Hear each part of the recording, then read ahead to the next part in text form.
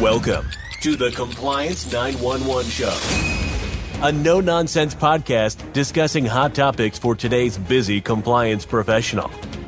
It's everything you wanted to know about regulatory compliance, but we're afraid to ask. And now, here are your hosts, Dean Stockford of M&M Consulting and Len Suzio of Geodata Vision.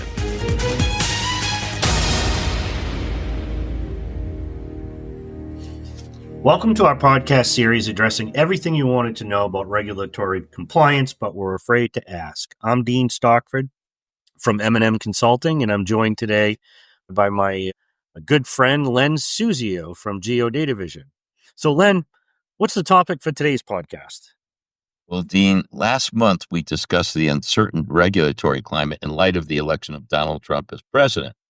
As we are recording this podcast on February 12th of 2025, we now know that the president issued an executive order almost 3 weeks ago on January 20th, specifically ordering a freeze on regulations pending a review.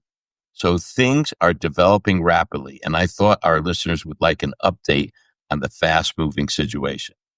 Well, it sounds like a timely topic, and I'm certain it's of great interest to our listeners. I am certainly a little nervous myself, given the regulatory compliance, internal audit, and commercial loan review work we do. So what does the executive order actually say, Len? Well, the executive order freezes regulatory actions in 3 ways.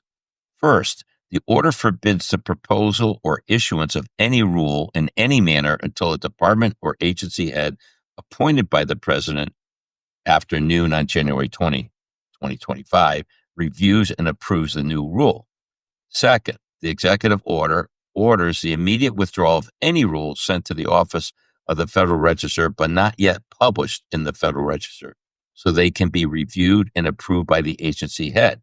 And then third, the order also orders agency heads to consider postponing for 60 days from January 20th the effective date for any rules that have been published in the Federal Register but have not yet taken effect, for the purpose of reviewing any questions of fact, law, and policy the rules may raise.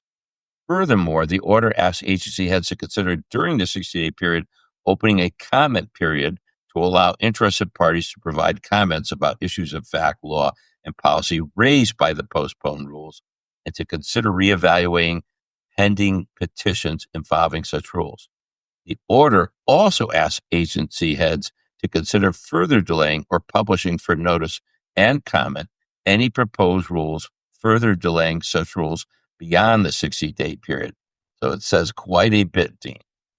Well, that's certainly a mouthful. As everyone associated with bank regulatory compliance knows, there are certainly the two. I always call it the two big rules: Section Dodd-Frank Section 1071, and of course the 2023 CRA rule are scheduled to take effect between July 1st of this year and in January of 26. So those rules are so controversial that the banking industry has initiated litigation to prevent them from taking effect. So do these executive orders actually affect those rules in a different way? Well, from a strictly legal point of view, that's a gray area. Technically, both rules have already taken effect, but their applicable dates have yet to happen. So it could be argued that those rules are exempted from the executive order under the phrase, quote, but have not yet taken effect, end quote. However, some legal scholars contend that the litigation and the stays ordered by the courts, practically speaking, have delayed the effective dates of each rule. These technical issues may not be relevant since it's clear the administration itself wants a postponement of any pending rules or rule changes. Consequently, the agency heads are certainly not going to argue that Section 1071 and the 2023 CRA rule should be implemented as currently scheduled. The Tier 1 reporters under Section 1071 are scheduled to start collecting the mandated 1071 loan records commencing July 18th of this year, 2025, only a few months from the date we are recording this podcast. A good example of what I'm saying, is that Treasury Secretary and acting CFPB Director Scott Besson, only 2 weeks before this podcast recording, instructed the CFPB staff to, quote, immediately cease much of the Bureau's work, including a halt on issuing or approving proposed or final rules or guidance, and suspending the effective dates of all final rules that have been issued but not yet become effective.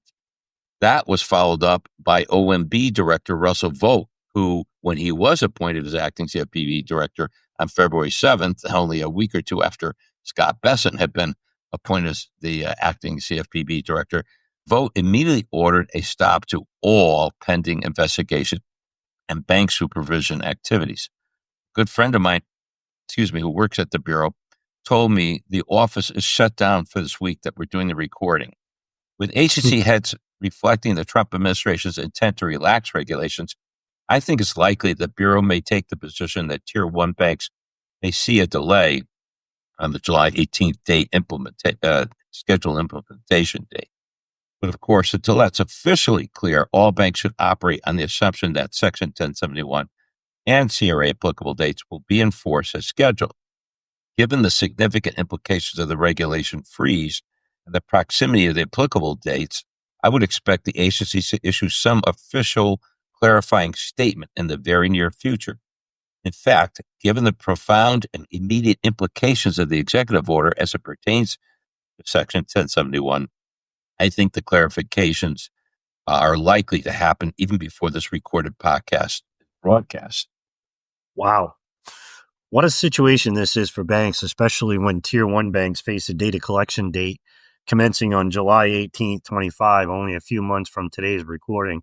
And the other thing I saw, Len, I at least I've been hearing it around circles, is there's not much of an appetite with the new administration for referrals to the Department of Justice, which we've seen, an abundance of, I would say, over the last administration. So there is, I guess there is some good here. Yes. Although it's confusing because, of course, the transition is so big. It's not a subtle transition. And we're still seeing, as things unfold, how the administration is going to treat regulatory compliance. But it got even more interesting recently because Congressman Roger Williams of Texas has introduced a bill to repeal Dodd-Frank Section 1071 altogether. Now, you and our listeners may think that legislative action is not likely to pass, but back in 2023, after Section 1071 rules were posted on the Federal Register, a, quote, resolution of disapproval passed both the House and the Senate with bipartisan support. Remember, that this was when Democrats controlled the Senate. The resolution was vetoed by President Biden at the time, and the Senate voted to override the veto, although receiving a majority vote, 54 to 45, with one no vote, not voting, I should say, failed to achieve the 2/3 majority necessary to override the president's veto. So there appears to be some Democrat support for rescinding Section 1071. Now, with Republicans controlling both the House and the Senate, the chances of a repeal of Section 1071 is not beyond the realm of possibility.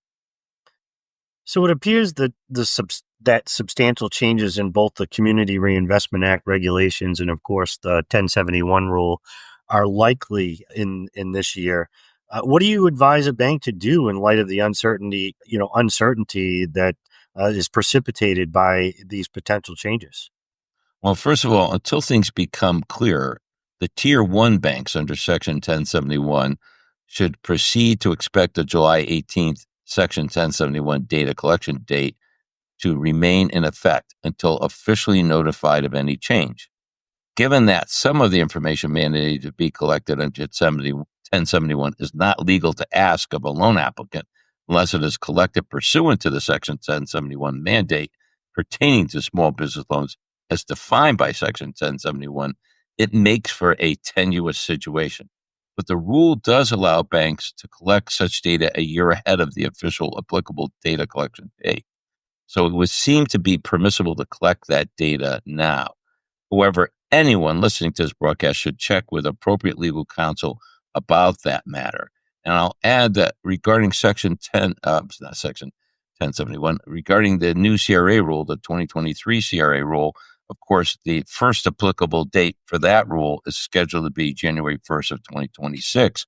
And I strongly suspect that the Trump administration will repeat what the Biden administration did back in 2021, when that administration under the OCC published a notice of proposed rulemaking, which would rescind the OCC's version of CRA, which had been approved only 6 months earlier. And then eventually, of course, that was rescinded. And then eventually all the agencies got together in 2023 and issued the new 2023 CRA rule. So I strongly suspect that we may see some change, either rescinding the CRA rule, the 2023 CRA rule, or a modification of it. And I will bet you dollars to donuts we'll see a proposed notice for comment posted, I'm going to say, in May or June, basically, of this year, 2025. Wow. That's a lot to unpack. It's great information. It's also sound advice, Len. I think it would be a great understatement to characterize the regulatory compliance situation for bankers as uncertain. Maybe a better word would be tumultuous. Bankers should, I would say at this point, bankers should fasten their seatbelts because the next 6 months should be a fairly rocky ride, I would say. This is Dean Stockford from M&M Consulting saying thank you for joining today. And this is Len Suzio with Geodata Vision saying we hope you found today's podcast informative and helpful. Stay tuned. We will broadcast changes in the regulatory climate as soon as they become known, and we look forward to hearing from you about topics you would like us to address in future podcasts. Thanks for listening to the Compliance 911 Show. If you like the podcast, be sure to subscribe so you don't miss an episode.